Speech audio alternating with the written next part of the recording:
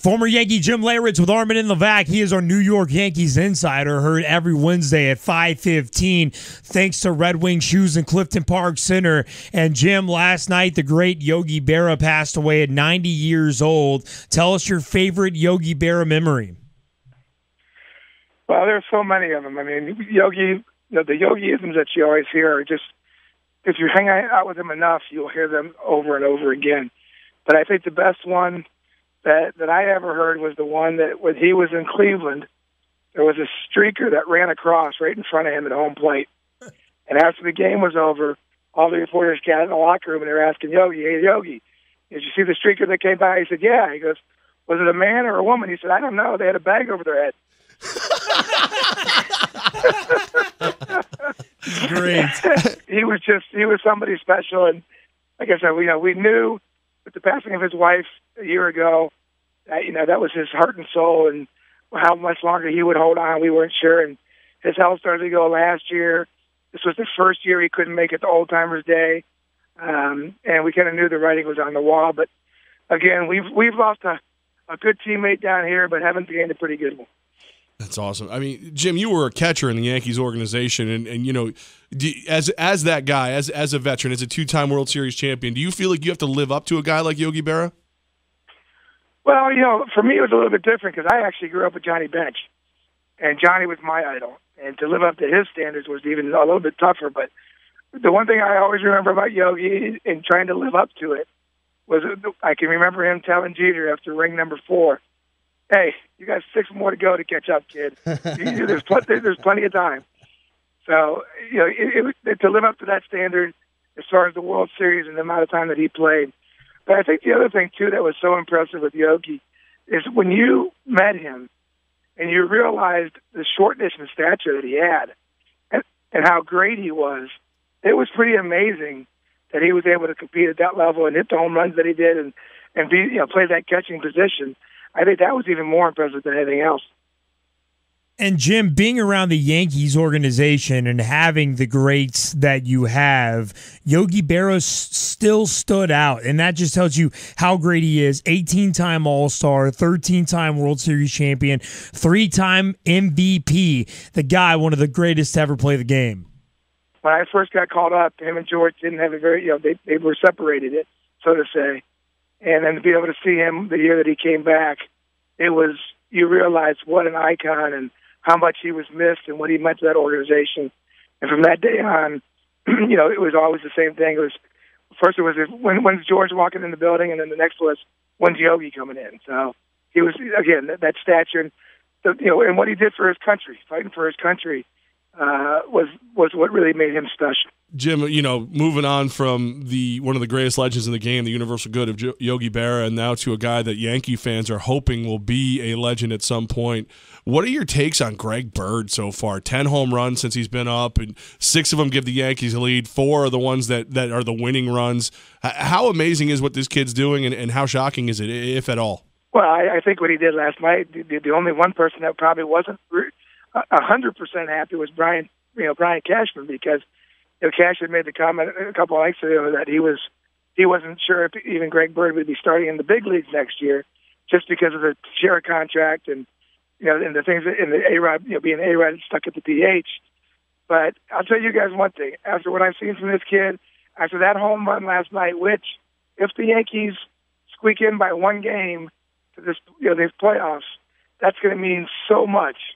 And I think just from that home run last night, the amount of enthusiasm it creates for the rest of the season for the Yankees is so huge. And I think, I played left field and right field in Yankee Stadium. If I can do it, give this kid an outfielder's mitt and let him learn how to play a couple of those positions that he can play out there. Okay, so that was going to be my question. Like, I know you and myself are looking at this and going, how do you demote Greg Bird? But you've got Teixeira, and then you've got A-Rod as your DH, and Carlos Beltran has a year left. And so you're saying at this point, if Greg Bird's going to stay in the bigs, he's going to have to be a little more versatile than just your backup first baseman. Well, yeah, I mean, he's going to get considerable playing time because Teixeira at some point might get hurt again. And this injury, of course, that Teixeira has, we don't know what it's going to develop into, if it's going to, affect him even more. So he's going to get at bats through that. But I think, yeah, you can get him enough at bats in the outfield. And I think that's what Cashman was kind of saying was, okay, this kid's going to have to go back to AAA because he needs to play every day and get the at bats. I think, you know what, he's proven enough. Again, if he's good, at least been able to, you know, if Jose Canseco can play the outfield and Bird can hit, I think you give the kid a shot and you see what happens.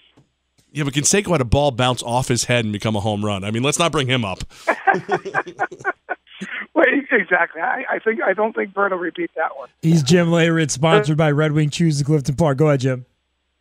Yeah, like I said, I think the kid, he has come up, he has earned himself a position, and if it's not with the Yankees, then they should do him a favor and let him go somewhere because he's earned a spot in the big leagues. You know, I've seen too many guys get sent back to AAA that they just kind of lose that edge.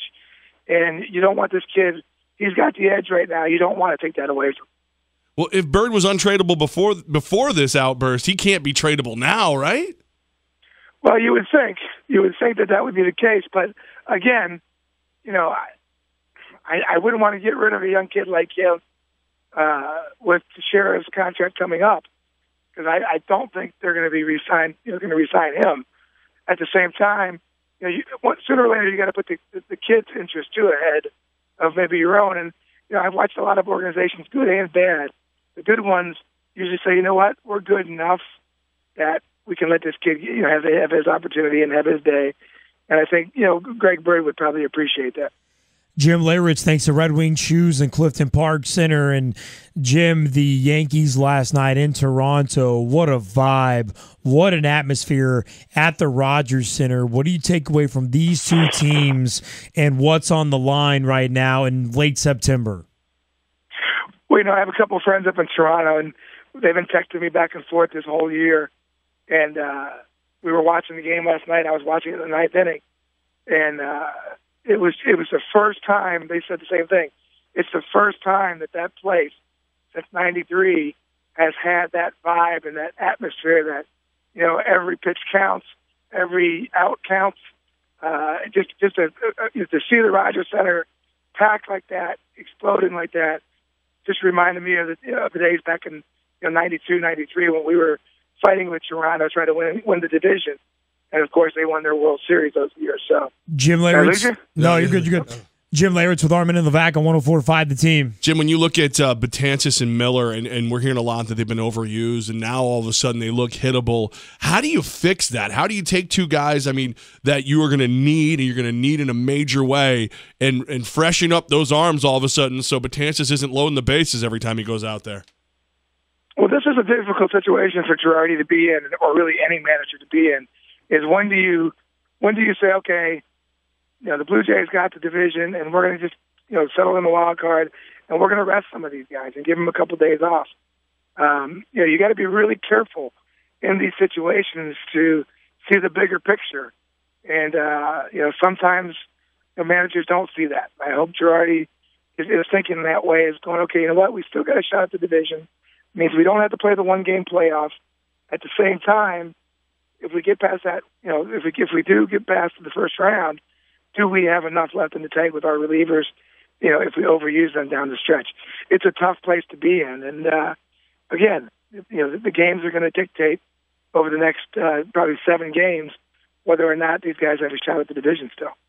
Jim Leyritz, sponsored by Red Wing Shoes and Clifton Park Center. So, Jim, you tell us, 2-time World Series champion. Here we are, September 23rd, a little more than a week away from the postseason. You've been on championship teams. You know what they look like. You know what they feel like. What does this Yankees team feel like to you on September 23rd? It reminds me of our '93 team when we were fighting, you know, fighting with Toronto for the division. And I think it was even in '96.